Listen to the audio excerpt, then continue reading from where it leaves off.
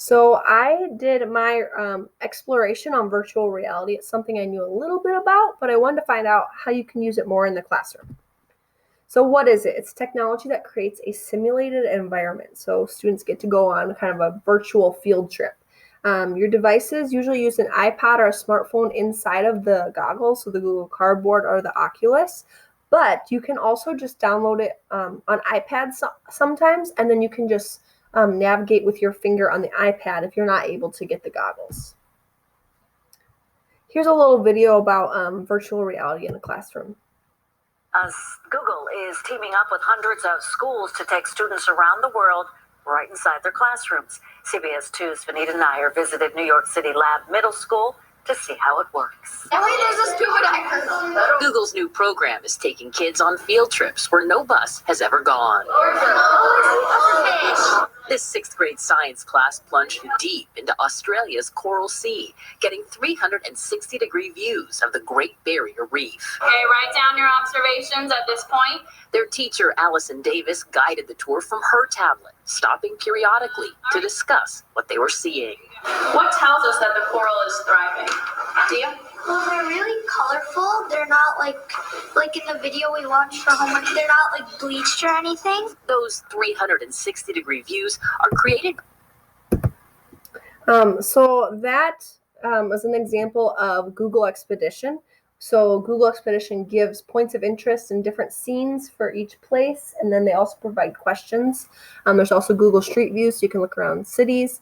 There's 360-degree videos. Discovery Channel has an app called Discovery. You can look at 3D images. There's Cardboard Design Lab, VR roller coaster. You can look inside cells. There's public speaking that will help you practice interviewing skills, and then 3D exhibits. So research has shown that VR experiences are very engaging for students. It allows them to experience something different, and then they are able to be more vocal and participate in class, especially students with special needs. And so it provides lots of opportunities for students to experience things and participate. It allows students to also think critically. So they're developing these complex questions as they're experiencing something totally new. And it also prompts discussions. As students are experiencing these real life things, it gets them in thinking in awe of it, and it provides them with lots of ideas. So when could you use it? You can use it as an intro to a unit that you're going to talk about. So to get them excited, you can also use it to wrap something up. So in this picture, my students, the one time I've done a Google Expedition was to the 9/11 Memorial, and we did it as a wrap up to a book that we read. You can also do it before discussions to get students thinking. But the important thing is to focus on giving students experiences versus delivering the content. So during the virtual reality times, it's less about trying to teach them what you want them to know and more about just giving them time to experience it so that they don't become overwhelmed. I found this on a teacher site of reasons to use VR in your classroom. So you can, as stated, you can go to different places, but you can also see different things like careers and what a career might look like for people, or oceans, or space, or the body, or past events in time. Students can also create their own VR content, and it can be used with a variety of subjects, and it just gets students to be curious. Some tips that I found online is to use it sparingly. Don't continuously use it in your classroom where it just becomes a novelty, but make sure you use it so that it is educational. Use it in moderation. Have students do it in 20-minute chunks and have them put down their goggles and discuss so that they don't get dizzy. You want to allow movement. So you want to allow students to kind of turn around and see what they're viewing and be able to sit, stand, or lie down, but don't let them walk around.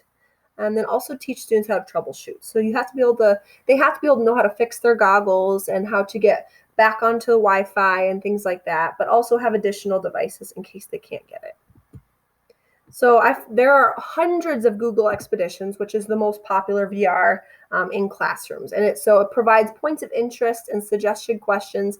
And you can click on these little circles, and then students will then be directed to those points that you want to talk about.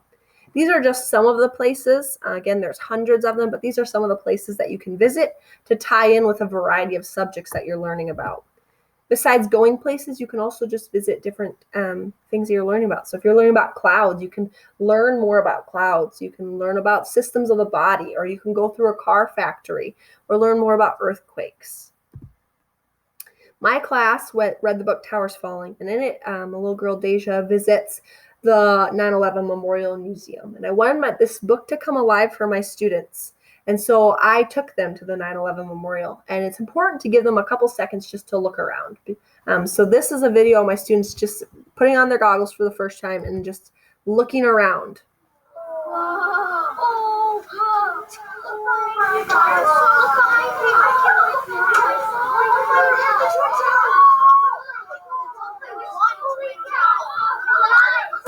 So as you can see, my students were excited and curious and wanted to learn more about all those things they're looking at. I also found a teacher who wanted to talk about immigration and current events, and so they visited Ellis Island and Angel Island. She used a flipped classroom where students watched lectures as homework, and then at school they did activities like visiting these Google Expedition places and then discussing more about them. You can also use VR as a review before a test. So the app Titans of Space allows students to learn more about the solar system. There's also Tour Creator, where you can create your own virtual field trips as teachers, and students can also create their own VR experiences. So you can add audio, questions, points of interest, and you can also view others' field trips. So is it worth it? In my mind, it is. I think it allows students to have experiences they might not be able to have. It provides them with opportunities to go places that they wouldn't be able to, or to see things that you can't see with the human eye. And again, like the research said, it's engaging for them. It provides opportunities to discuss, and it gets them thinking critically.